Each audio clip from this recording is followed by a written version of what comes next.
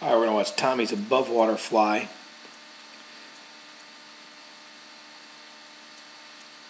And a couple things that we can see above the water we can't really see below the water. I'm going to pause this real quick.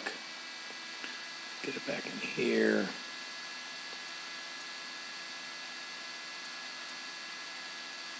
All right, as our hands start to enter here, that's a really good job. I mean, that's your hand entry, your wrists are perfect. I mean, that's straight arm. I like that straight arm. I like that straight arm there as well. Sometimes what we start to see is a little bit bend, and you can kind of see that on your left hand, a little bit too much bend in your wrist. Right here, I don't see it. So, Tommy, nice job. Make sure you keep working and not turning those fingertips down and more of a fingertip entry. Make sure you're keeping those hands extended like that all the time. I like that a lot. Also, like how early you're breathing and how quickly you're getting your head down. So your head's down as your arms from here to here, your head's already starting to go down underwater, and that's excellent. We want to make sure we have an early breath and getting that head down so we can really load up on that chest. A little bit short-handed there on the entry. Make sure when you're breathing that you're still getting fully extended out there. Make sure that your arms are about shoulder width apart. Your hands are about shoulder width apart as you get into that water.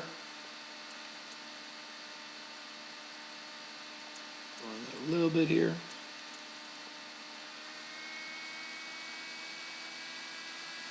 You can see right here when you exit, you can kind of see how your palms are still a little bit below the water because you're coming up with pinky up. If you go palms up, you're going to be able to get those hands out of that water just a little bit better. Okay?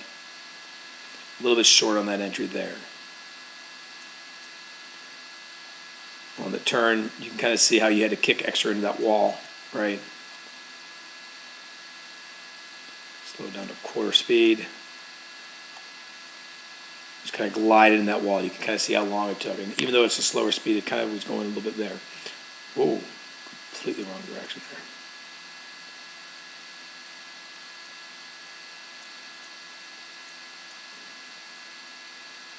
All right, back into the turn.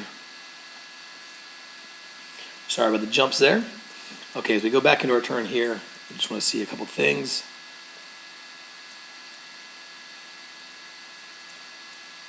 Did take that last breath in the wall. You don't want to take that last breath. All right, right here, you started to turn your head a little bit more this way here. We want to make sure that eyes are looking straight at that hand so that when you're coming off that wall, you're watching that hand slide right behind your head at all times, okay? So you're looking towards the diving board. You can see where your goggles are. We want your eyes looking more here where that hand just came off that wall, all right? And you can kind of see that your head's above the water or underwater and your hand's still above. If you let that hand slide right behind your ear, your head and your hand are going to enter that water at almost a simultaneous time.